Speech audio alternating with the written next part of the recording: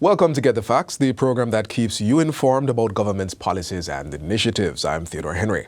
On this Father's Day special, we focus on the vital role men play in shaping strong families and communities.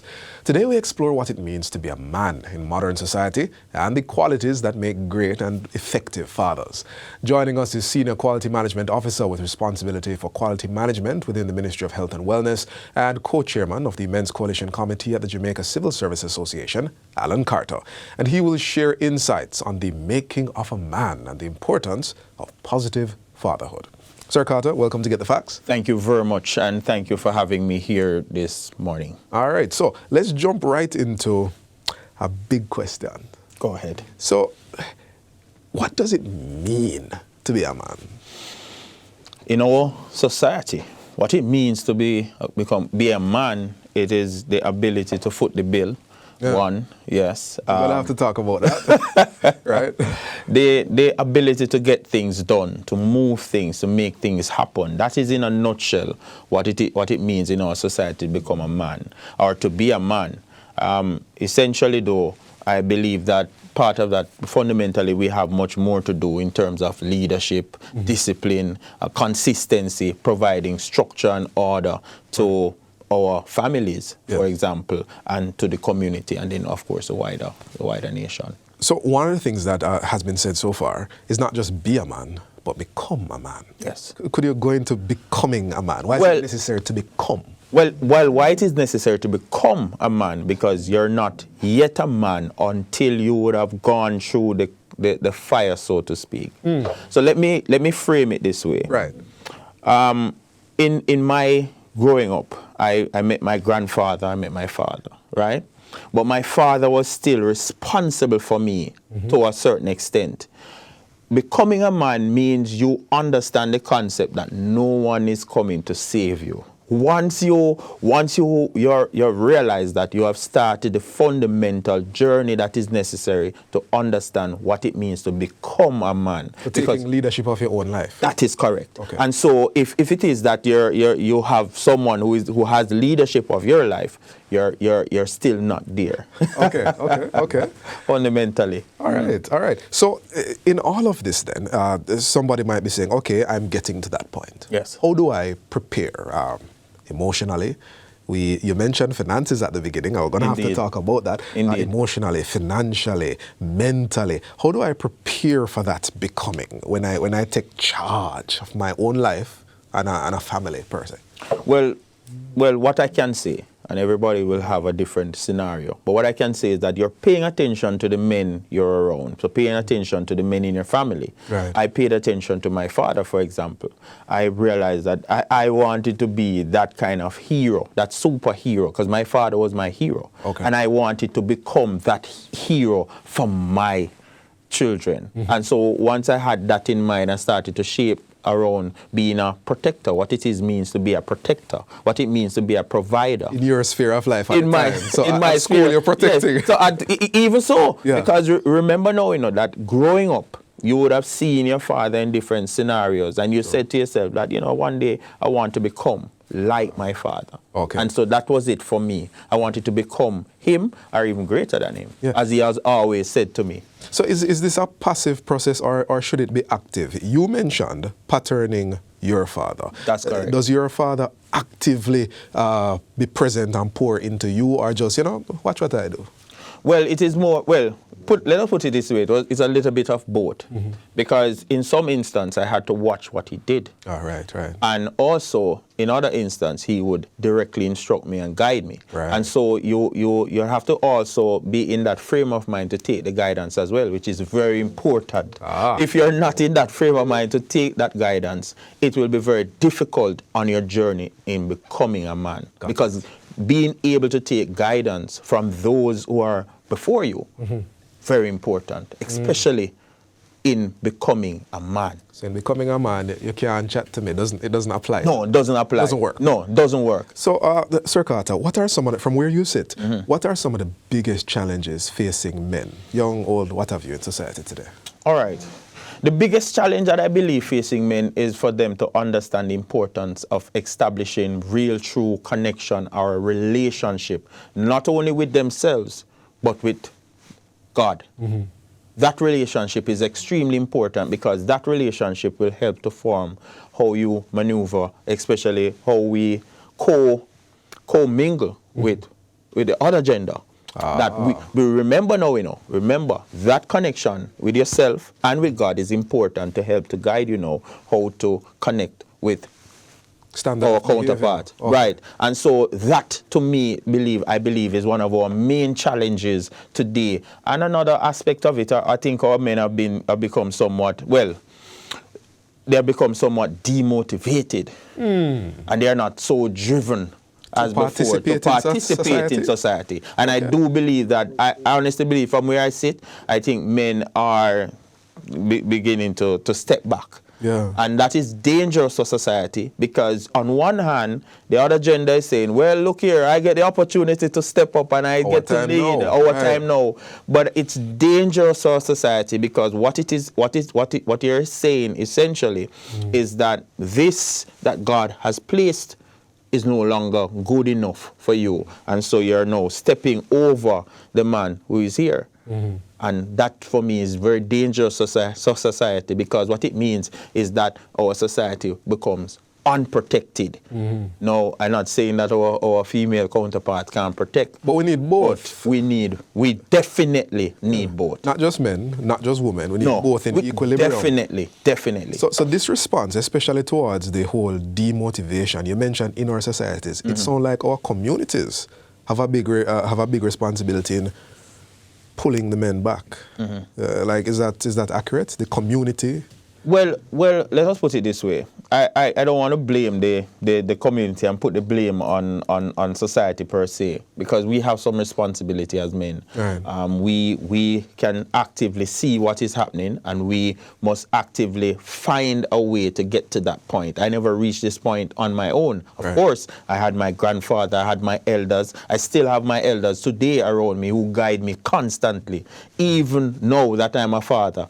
But what is important, I believe, that our men really need to start connecting with themselves more, loving themselves more. They have grown up in a society that they're poured more out than inward. We're going to have to go to a break right now. A fascinating conversation man, on indeed. manhood, and then we will go into fatherhood. So more on this discussion with Senior Quality Management Officer with responsibility for quality management within the Ministry of Health and Wellness. And he's the co-chairman of the Men's Coalition Committee at the Jamaica Civil Service Association. That's Alan Carter.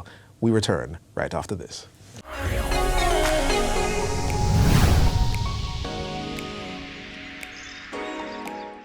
Welcome back to Get the Facts. So far, we've explored what it means to be a man. But what about fatherhood? We now turn to a deeper conversation with Senior Quality Management Officer with responsibility for quality management within the Ministry of Health and Wellness and co-chairman of the Men's Coalition Committee at the Jamaica Civil Service Association, Alan Carter, as we examine these important questions further. Sir Carter, we spoke about what it means to be a man, how to become a man, and taking leadership of your life. So yes, the community helps, but you also have to take leadership of your life. That's correct. Right? A young man might be watching and wondering, when is the right time to become a father? Is there a right time? Well, let's put it this way. There is a right time. You will know what that time is. There are certain milestones that you'd have to hit in your life cycle to realize that you're at that point. Right. When you would have realized that no one is coming to save you, and you will be responsible for your own life, and you start on that journey, that is usually the time when you realize that, yes, I'm now in a position where another life can be dependent on, because that is very important. Yeah. Remember, when I became a father, that night when I saw my son for the very first time was a powerful moment, and I still have it burnt in my mind right now. Those little eyes looking up at you, and you realize that you're now responsible for another life outside of your own. Yes, that is very important. So you're looking at me like, hey, me, you know, I've not only...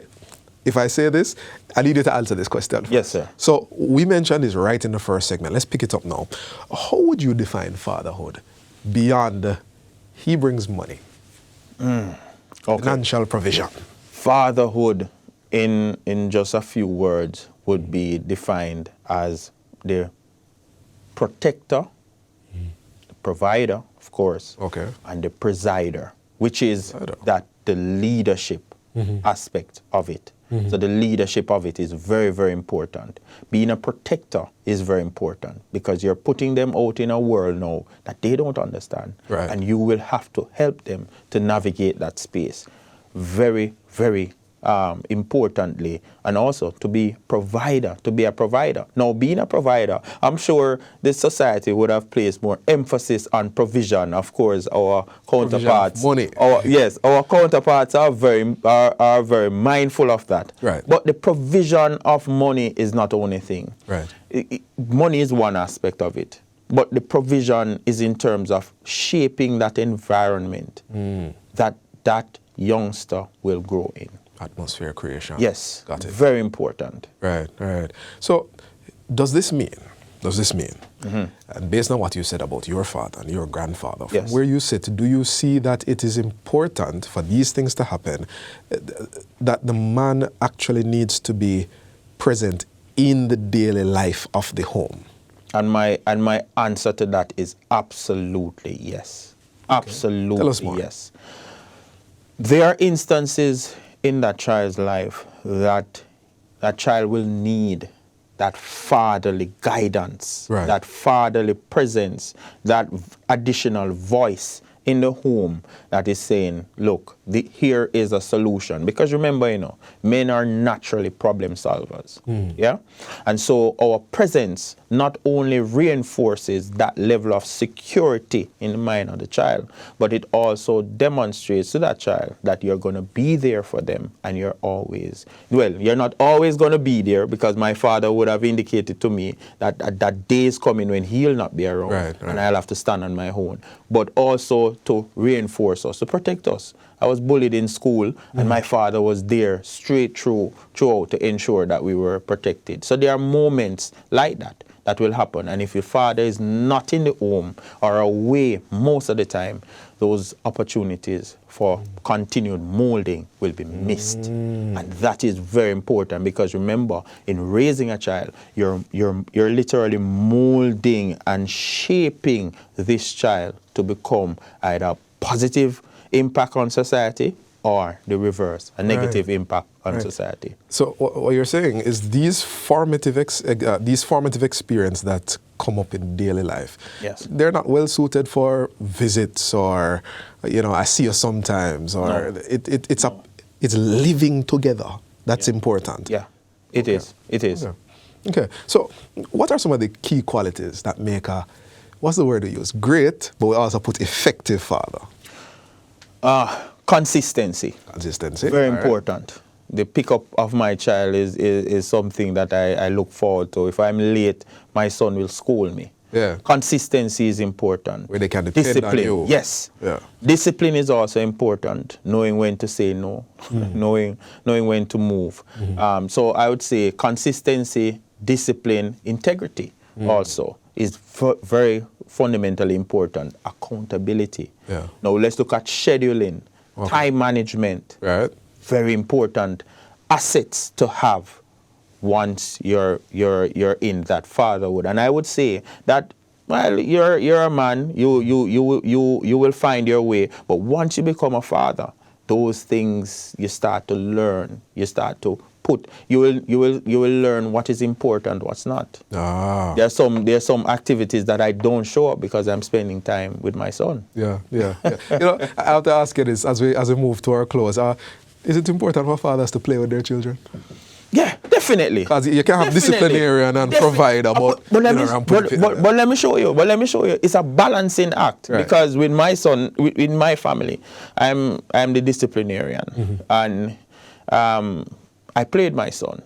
And you will have to know when it is to take it easy. I mean, we're not going to go back to the 70s and the 80s. I always tell my son that he's living in prime time. He's living good days, because back then, and he always said to me that, Dad, we're not in olden days. We're here now. And I said, fine, but understand that we're coming from times when anything could be your beating. But now, balancing it and having a balanced parenting is definitely important. So as a disciplinarian, I played my kids. Thank you so much for that. This has been Get the Facts. Our guest was Alan Carter, Senior Quality Management Officer with responsibility for quality management within the Ministry of Health and Wellness, and he's co-chairman of the Men's Coalition Committee at the Jamaica Civil Service Association. Thank you for watching, and until next time, I'm Theodore Henry. Take good care.